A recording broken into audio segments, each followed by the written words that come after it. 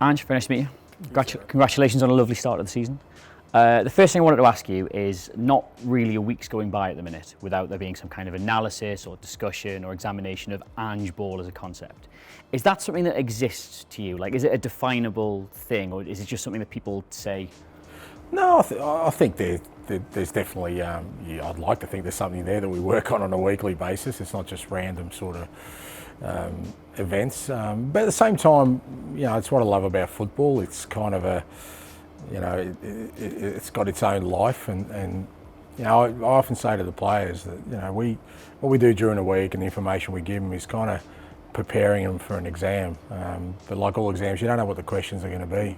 So a game of football throws up things, but there is a structure. We try and allow players then to find solutions within that, and there are some disciplines that we need to have as a group for the sort of individuals to function within it.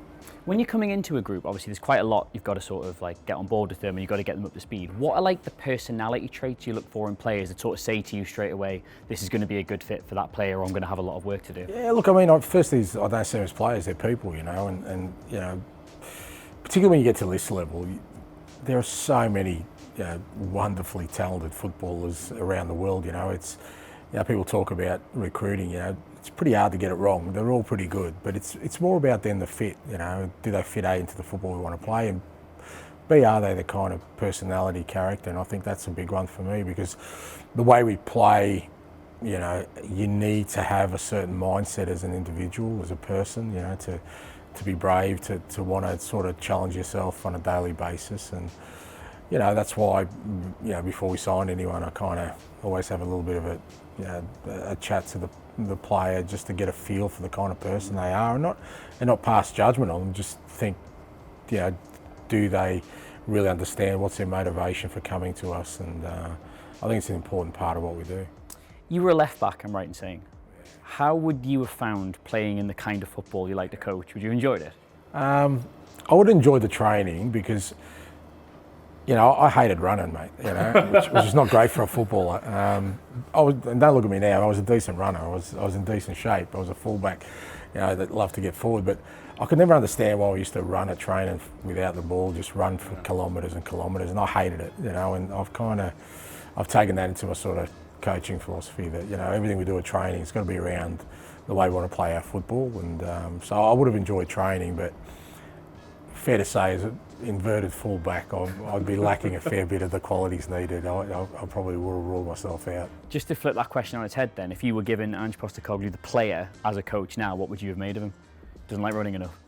No, I enjoyed running in the game. I just didn't enjoy running sort of for no reason, and I still do it today. Like all my teams, you see the way we play, it's high energy, high tempo, we want to press, and that means a lot of running, and that means you've got to be really fit. So we work hard at training, but all of it is with the motivation of playing our football. So there's a reason we do it, and I come from an era where we didn't question those things. If somebody said to you, look, train today is a 10K run, well, we just go off and run, I mean, some of my coaches would have loved seeing all these woods and fields and just tell us to run till they can't see us anymore. But that wasn't the point for me, and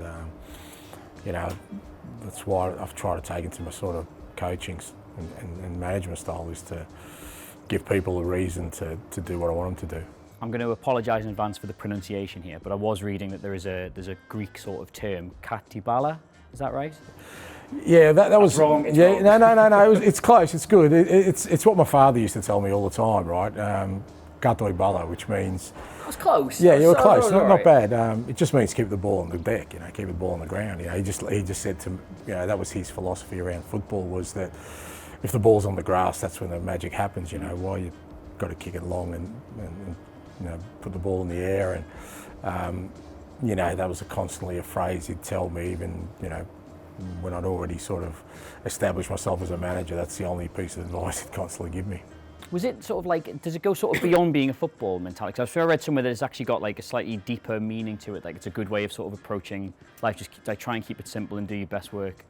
Yeah, I think so. I mean, football's kind of been the conduit to everything meaningful in my life. All my relationships have stemmed from the game. Obviously my career is sort of entwined with the game, and I do. I use it as a metaphor for life. You know, we train every day as if we feel lucky to be doing what we're doing, and I treat life the same way. I don't take it for granted.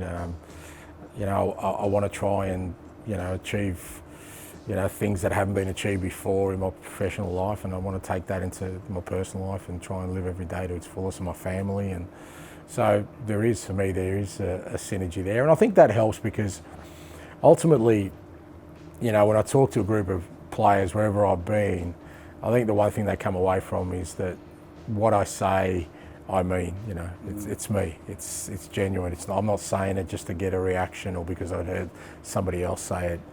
You know, when I talk to them, you know, from deep inside me, so they know that that's me saying those words.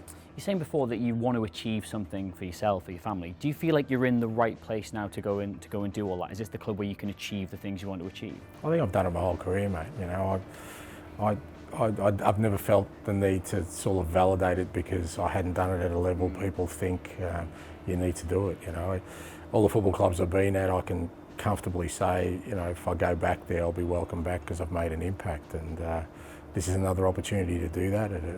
You know, again, obviously one of the biggest clubs in the world, in the major competition in the world, so I get that, you know, there's more of an emphasis around it, but, you know, everywhere I've been, I've tried to do the same thing, is you know, leave a mark, and you know, so far wherever I've been, I've done that.